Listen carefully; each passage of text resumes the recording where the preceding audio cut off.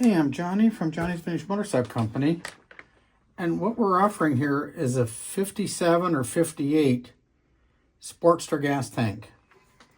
Now, the reason I believe it's 57, 58 Sportster is because it has the setup here for the valve covers. Now, if you look right here, it came off a custom application. They welded this plate on right here. It did not disturb the tank. But anyways, for custom application, they had it riding high.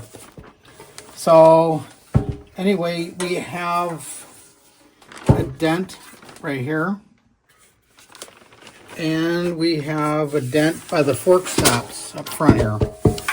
Got a dent right here. And another one right here. This tab here looks good. The cap is genuine. The inside of the tank is very nice. Needs rinsed out, but it's very nice. And it's got some kind of aftermarket fuel valve on here.